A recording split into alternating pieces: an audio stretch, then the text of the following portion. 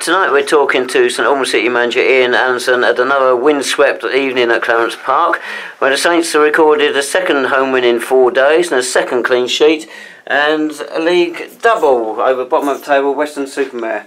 Plenty there to be happy with, Ian. Obviously I didn't think we was really at the races first half, David. I felt we were slow out the box. I felt we gave them a lot of possession. We didn't really close them down quick enough. And I was disappointed with the first half performance, but I felt second half we came out a lot sharper. We squeezed further up the pitch, we put them under more pressure, and in the end we got the 2 goals, which was great. And you know, the second goal was an outstanding goal in terms of the quality in the box by the 2 lads, obviously Solomon and Zane, and a great finish. And you know, in the end I felt we deserved to win it, but I say first half I didn't think we were at the races. Yeah, it was strange that first half. Weston-super-Mare very happy just keep playing the ball across the park. They probably outpassed us a number of passes tonight, but they had no penetration whatsoever, and we really didn't get at them often enough, as you say, to cause them problems. Well, then when we did, we gave the ball away cheap, or we picked the wrong options, or, as I say, there wasn't an energy about us in the first half. I was really disappointed the way we went about our business first half. We got in some really good opportunities in terms of some of the possession we had, or our passing was slow, or we went forward slow, or we went side to side. And when we started to go forward with a purpose, getting the ball in off the front man, getting runners going in behind, we caused them a lot more problems.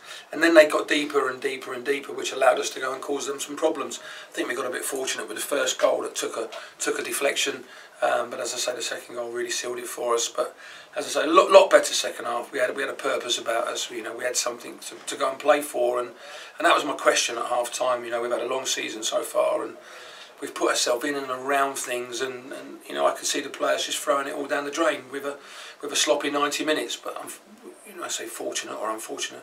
You know, we showed in the second half a lot more about what we are, and we got the 3 points. Well, as you mentioned there, 2 goals for Solomon Sambu, his first double for the club. Another rarity, one of them was inside the box. Disappointing perhaps on a night like this, the front line didn't really threaten them that much, and we had to rely on the midfielder in the end. No, as I said, I felt the front 2 looked really tired tonight. I don't know whether Saturday took a lot out of them, but you know, it's hard because, you know, as I've said before, we're not playing. For me, we're not playing as well as we was at the start of the season.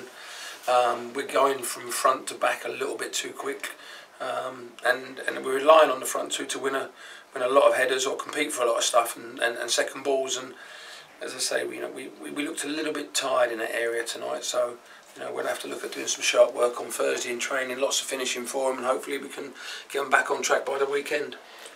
One of the things that I was impressed with was the pressing by the front guys when Weston had the ball with the goalkeeper or the defender. But a lot of the encouragement to do that seemed to be coming from the bench, seemed to be coming from yourself and Glenn. Did the players not need to take responsibility for doing that themselves? We spoke about it in the first half, Neil, and it's a really good question, because that's the thing we asked at half time, is about leaders on the pitch, and we seem to be lacking leaders on the pitch, and it's wrong that it's got to be coming from Glenn and myself. And I think you can see from my throat afterwards it's a little bit tender and a little bit sore, and at my age I don't need to be doing that, but somebody had to take responsibility out there, because as I say, you know, a lot of people have turned up tonight on a bitterly cold evening, wind and rain all day long, and have paid good money to come and watch us, and we need to try and give them something in return for what they've given us. And as I say, I couldn't stand there much longer and watch what was happening in the first half. So you know, it's pleasing that somebody like yourself has noticed it, but you're right, it shouldn't be coming from me. It should be coming from the goalkeeper first and foremost, the back 4, midfield players, and we should all be encouraging each other to go and squeeze and chase and put people under pressure and win the ball back further up the pitch, and that's what we did in the second half, but first half wasn't good enough. Yeah, because when you did it, you were winning the ball back and you were putting them under pressure. So if you can sort of translate that for the next, 7 games. But I think it'd be interesting. I'll watch the video. I'm sure the second goal came from Solomon winning it back much higher up the park. Obviously, they played it around the centre halves, but the centre halves put them under pressure. Then Solomon's gone and won it off the midfield player, and then that's when I think it was probably 3-1-2s with Zane happened. But again, as you say, you know, we did win it a lot further up the pitch, and first half it wasn't happening. It was too deep. There wasn't enough encouragement coming from other players. And once that started in the second half, and we were screaming, to be fair, in trying to squeeze us on and put them under pressure, and they responded to it. They reacted to it. But as you know, the answer to the question, it should be coming from the pitch. Yes, you're right. On Saturday, Ian, we had a very strong wind down here. Today, it was a strong wind again, but not as strong. It was a lot colder. Do you think that's had an influence on the two games, perhaps? I don't think it's helped in terms of the quality. I mean, both teams have tried to play tonight, but I don't think both teams played really and kept the ball well. I think first half we gave the ball away a lot. And they kept it better than us, but they, as Neil said earlier, there wasn't a lot of penetration in terms of where they ended up. I know they've had one or two key players out injured, which has obviously caused them a bit of a blow. But I didn't think our passing and our penetration in terms of keeping the ball was good enough today, especially first half. And when we had an opportunity to go forward, we didn't keep the ball well enough. And when we did get in good areas, our final cross or our final shot or our final decision was poor. You know, Caldicos had a great second half. The first half he's probably got in 5-6 times and there was no end product, and we need an end product if we're going to play with Moyo and Merce or Moyo and James, you know, or Merce and James. You know, we need to be getting balls in the box.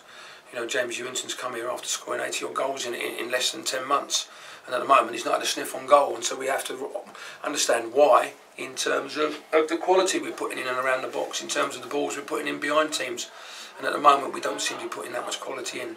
It's a really tough spell we're going through in terms of the way we're working. We're working extremely hard, but we're just lacking a real little bit of quality at the moment, and that's something we've got to go and work hard on, because in training, you know, we've been good. I mean, that's what, you know, Glenn, the one thing that came out of half time was let's be brave on the ball, let's try and keep the ball and pass the ball, and Glenn was preaching that at half time. You know, just the one thing we do, you know, if we come away from today and we've got beat, as long as we work hard and we try and retain possession and keep the ball, no one's going to moan at anyone. But first half we just give it away for fun, and there wasn't the energy in there, and the warm-up, Glenn said the warm-up was a little bit sloppy tonight, and you know, people have to look at themselves. You know, the one thing I do every game is try and not change from where I am.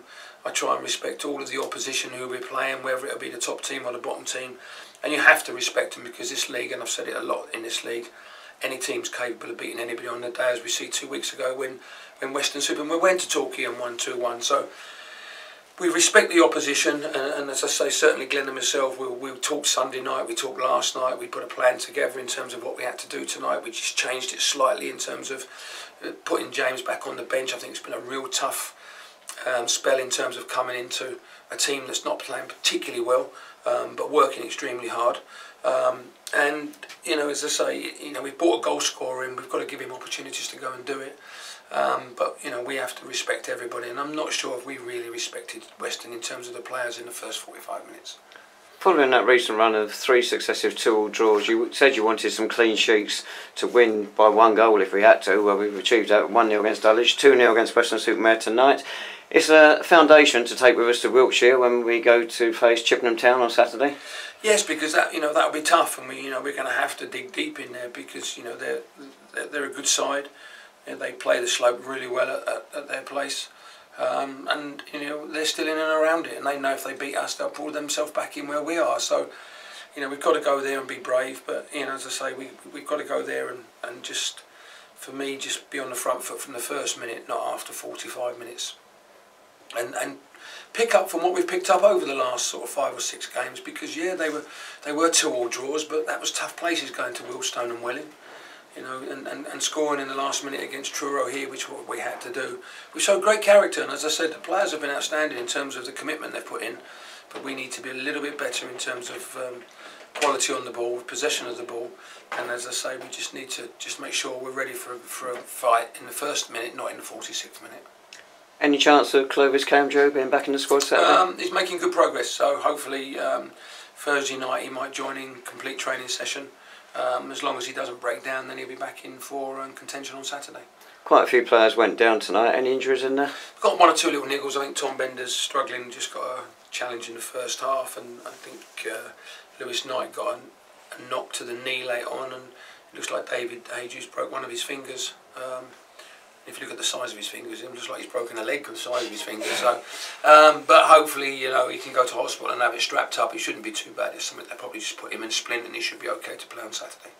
Lovely, thanks so much, Ian, and congratulations on tonight's victory.